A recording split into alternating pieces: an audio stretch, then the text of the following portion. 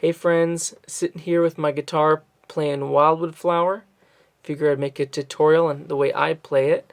I do it with the G chord shape instead of the C or the D chord open chord shapes.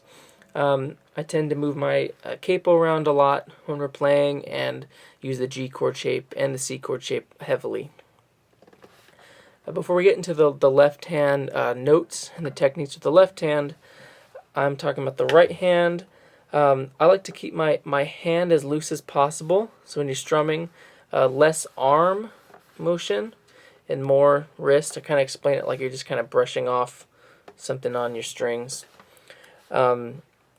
Sometimes I'll anchor my pinky finger down if I think I need a little bit more a pivoting, a little bit more anchoring down to the guitar. I'm not flying away so much.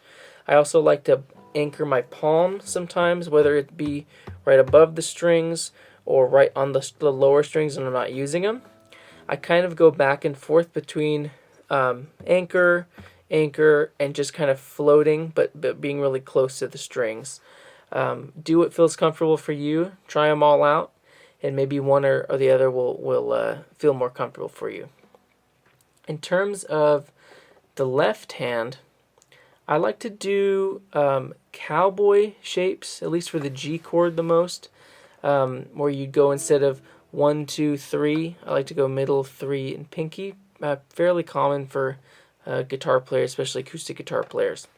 So I'll do the G and the C, and then in this song I'll also do a D as well. Starting with the beginning of the song, we're going to do, the idea with the flat picking is we're doing melody notes and then we're throwing in the strums when we can to make it nice and full. And it's a really fun technique, especially as a guitar player, to do a full song on your own without singing or having someone else doing the melody. We're going to hit the A string, starting on our G chord. Then we're bringing down our third finger to the third fret of the A. Open D string, G chord, down up. Middle finger drops down to the D string. Open G, down to the second fret of the A, down up again on the G chord. Third finger, third fret of the A, second fret, middle finger, open A, D chord, second fret of the A, open, back to our G chord, third finger, third fret of the E, down up. And that is our first half of the song. I guess that would be maybe the A section. And we're just going to repeat that twice. So a little faster now, but still slow. 1, 2.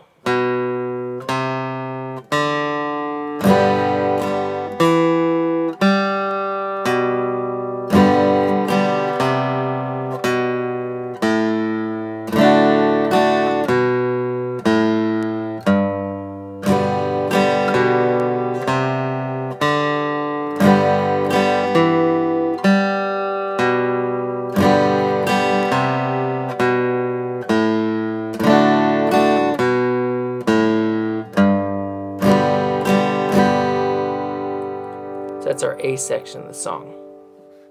Now for the second half of the song, we'll be doing a little hammer-on, little slide. So we're starting with open D string, hammering on our middle finger to the second fret of the D string, open G, and now I'm moving both my middle finger and my first finger sliding from the first and second fret to the third and fourth fret, but I'm leading with this middle finger. So I'm hitting, so I might go, and you could do a double stop and play both the notes on the G and the B string at the same time. Then we're going to do an up, down, and then down to this first position again, then open, so it sounds like.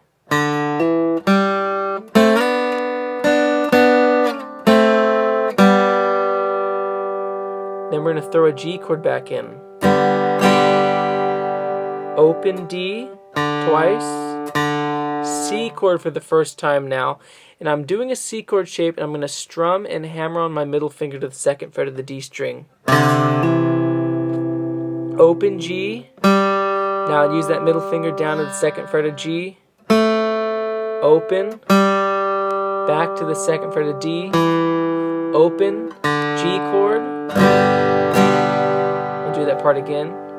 C chord.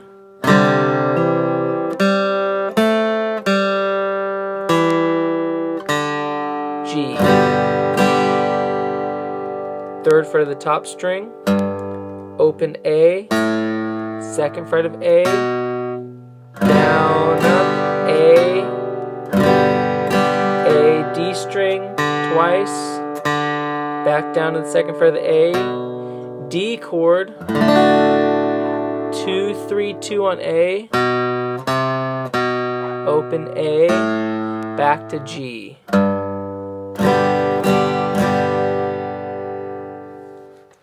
So that last breakdown was just basically the core melody and chords and flat picking technique for Wildwood Flower. Now I'm going to show you a couple embellishments that you can do. You can see in the first clip of me playing, I'm doing a lot more hammer-ons, a lot more pull-offs, a lot more embellishments like that. So here's a couple ideas you can try when you're adding into your own playing. A little bit of a cross-picking technique you can use. So instead of just doing... You can do something like alternate between down on the A string and then up on the D, or sorry, G and D.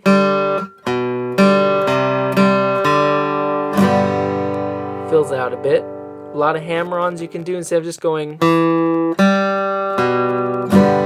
can do hammer-on open 2.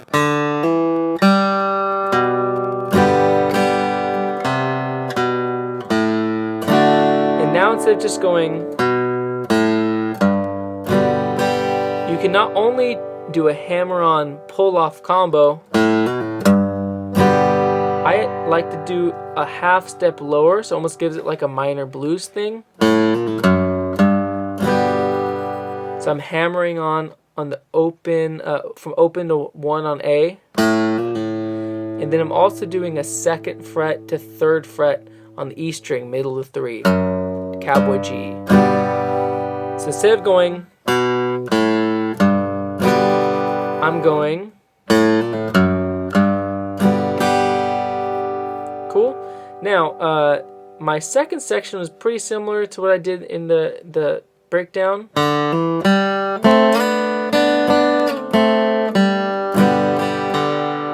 Here's where it gets a little different.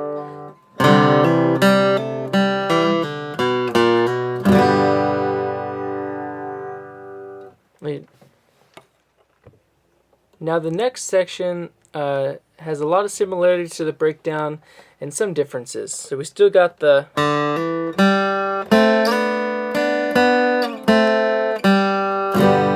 here's where it gets a little different.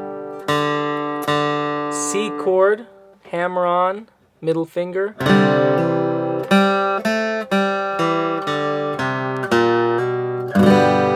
So that's a little different. Instead of going, adding a couple more things.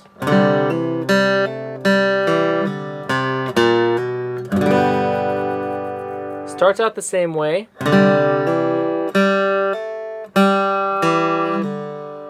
3rd fret of the A string. Now, same kind of thing we did in the last section.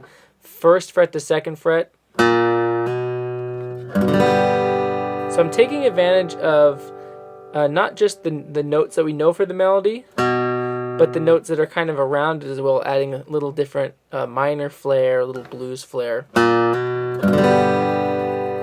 So now we have a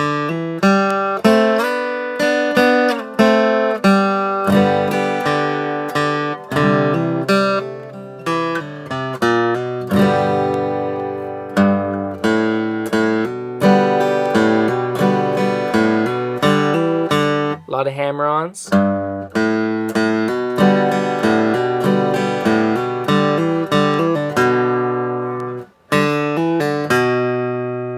D chord.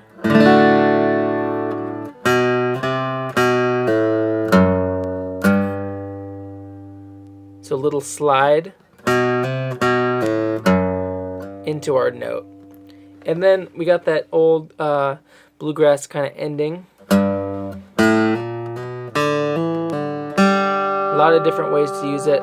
Hear it all the time.